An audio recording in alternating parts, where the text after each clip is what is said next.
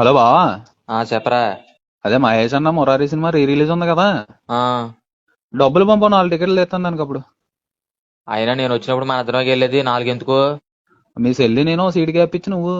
Seat gap ఎందుకు? మా చెల్లి నువ్వు తీసుకొచ్చినప్పుడు మీ చెల్లిని తీసుకురావద్దా? మీ చెల్లి గోరింటాకి పెట్టుకుంటే ఎంత పండిందో చూసావా? మా చెల్లి పెట్టుకుంటే అసలు పండలేదు. అది చూస్తాను అర్థమైపోయింది నువ్వు ఎంత ఎదవో. అయినా వద్దురా బాబు, మా చెల్లిని నేను తీసిరాను. ఆ ఇంకేం చేసే ప్లాన్? ఏముంది, సినిమా మధ్యలో సాంగ్ వస్తుంది కదా, చందమామ చందమామ కిందికి చూడమ్మా అనగానే మీ చెల్లి నేను డాన్స్ చేస్తుంటాం. అబ్బా ఊహించుకుంటే సిగ్గేస్తుందిరా బాబు. నేను బంతిపూలు చల్లాలా? ఎదవాభిమానం అప్పుడు పూల దాకా పోయాడు. మెల్ల ఇరిసేస్తాను, డాన్స్ లేస్తావా? ఇంకా నీకు పిల్లనిస్తాం ఎక్కువ అనుకుంటే మళ్ళీ డాన్స్లు అంటే ఈడికి. ఆయన మా చెల్లి ఫోన్ చెప్తే నాకు అసలు నీతో సినిమాకి రావద్దని చెప్పి ఆ అంత టైంకి. లేదా అంత లేదా ఆల్రెడీ నీకు సుజాత అంటే ఉన్న అక్రమ సంబంధం మీ చెల్లికి అంతా చెప్పాను నేను. బ్లాక్ లో పెడేసింది. ఇంకేం అక్కడ సంబంధం, మొత్తం నువ్వే దొబ్బేసావు కదా.